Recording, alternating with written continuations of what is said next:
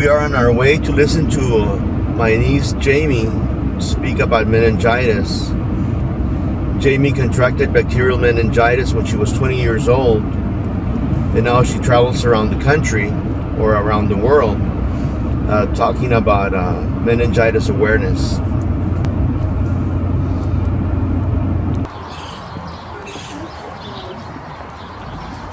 I remember the day before her amputations. When I walked into the hospital room, Jamie asked me, "Are you going to make a good prayer, Uncle Joe?" Good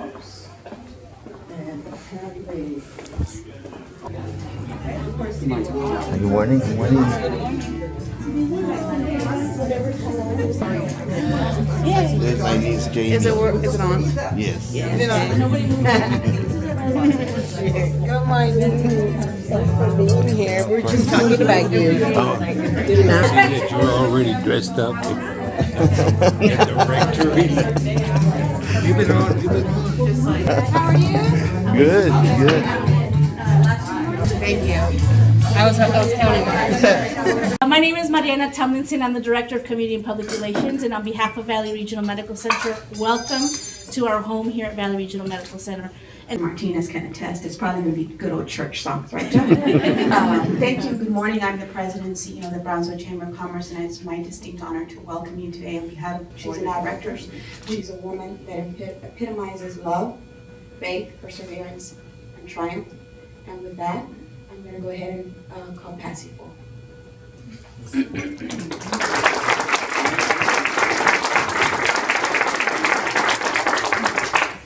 Jeez, I want all of that on tape.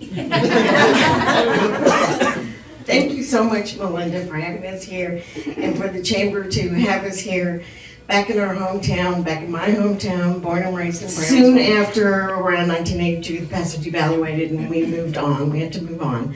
But I had a child born here in Harlingen, two in Austin, and then Jamie was born in Dallas in 1988. Soon after that, my husband got cancer and died within 5 months. Jamie was born in October and he passed away in January.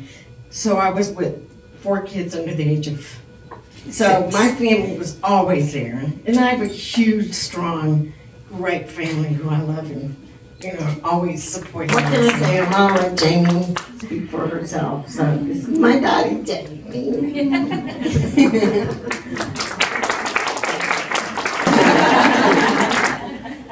It was a good day that day.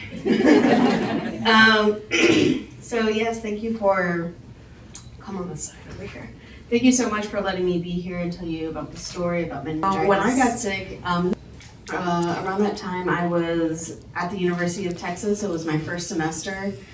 I did the CAP program, which is if you don't get into UT, you get to do one of their branch schools, and if you get a certain GPA, you'll get to transfer automatically.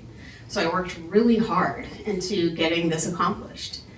Ended up getting all A's, I passed, and then when I got to UT, that was a whole other story, no A's. I noticed there was something different. I noticed that my limbs were sensitive in the sense of when I'm going to the bathroom, I noticed that I'm barefoot, and when I would walk on the tile, it kind of hurt. It was kind of sensitive. And when I would flush the toilet or wash my hands against the cold water or touch the porcelain, it was very sensitive. But no one's thinking oh, I remember someone telling me this is totally meningitis. No one really knows the direct symptoms of meningitis. In fact, meningitis is commonly misdiagnosed for from my point of view and perspective is that I know that I was medicated kind of quickly and rapidly. As my mom mentioned, there was a nurse there that guessed, so they kind of guessed that I had meningitis, so they put me through antibiotics, they put me through dialysis to clean out my blood, and then the next day I was put on the ventilator. And the next 3 weeks, what I'm about to tell you is all recollected memories and stories, because I don't really remember a lot because I was put in a semi-medicated coma. And I watched my limbs go from red to purple to black to literally rotting. I was half alive and half dead in some aspects. 10% of the population are carriers of this disease, and it actually can stay inside of your nose and throat, but you can be carrying this disease and not be affected by it.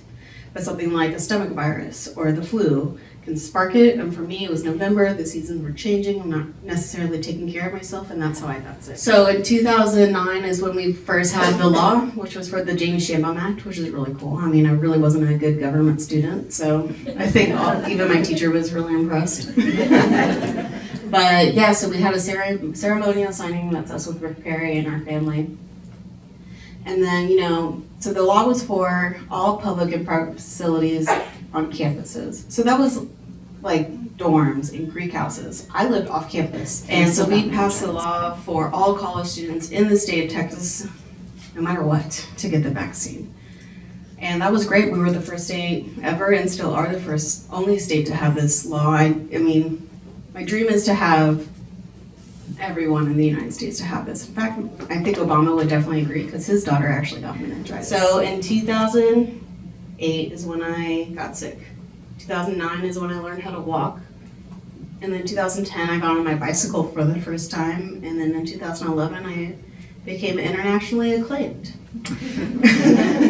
So yeah, I mean, that was cool. I got on my bicycle and now it's adapted for me. And literally the only thing that's different is the brakes. Your brakes are on the other side. You grab them, right? They literally flip them on my side and I just push into it. That is literally the only difference I have. And so he's asking me this and I don't realize, but he's a coach of the U.S. Paralympic cycling team. And he's like, hey, we have road nationals coming up and would you want to go? And I'm like, okay. And so I go and I end up winning in my division, which was awesome. I ended up getting gold, which is in the middle, and got a really sweet jersey that only first place gets. And it was a really exciting experience, but even after that, I didn't really know what would happen after that. And then a couple months later, he asked if I wanted to be on the U.S. cycling team, and I said yes. And I competed with them and trained with them in LA. And then we traveled to Guadalajara for the Pan American Games, which are the photos over here on the right. I did 4 events, 2 on the road. So we have a nonprofit organization called the Jamie Group. It stands for the Joint Advocacy of Meningitis Information and Education. Convenient, I have an M in my name. That are given to you, and more importantly, get vaccinated. So if there's any questions for myself or my mom, I mean, we'd be more than willing to answer. You have about 5 seconds. Until someone raises a hand, but if not, we're going to be here and you can ask anything for us. We're an open book. But thank you for having us and what a wonderful experience. Thank you. Music teacher. Oh my gosh, she was like elementary school, second, third, fourth. Was she one of those that... Okay, so tell her who I am. I always told her, stop talking like that. Nobody's going to ever pay you for talking. And now here she is. And she gets paid for talking. And I always tell people, just tell the children, just wait. One of these days you're going to get paid a lot of money to talk.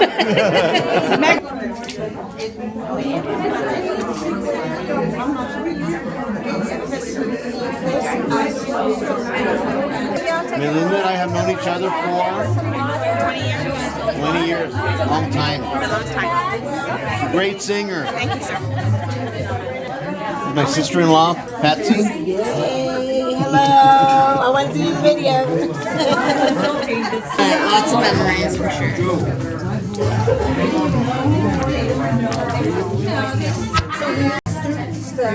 My sister. Okay.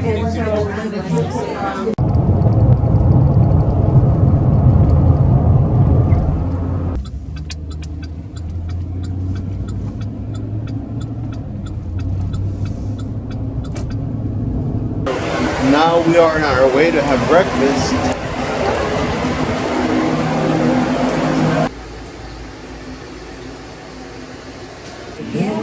This is menudo. They call this the breakfast of champions. Una tortilla de harina with bacon and egg a la mexicana. That means that it has hot peppers. For those of you who are not familiar with that term.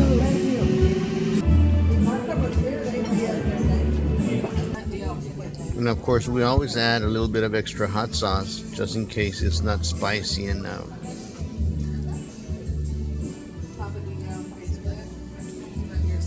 I won't attempt to tell you Jamie's story, because not only because it's difficult for me, but because it's a very powerful story.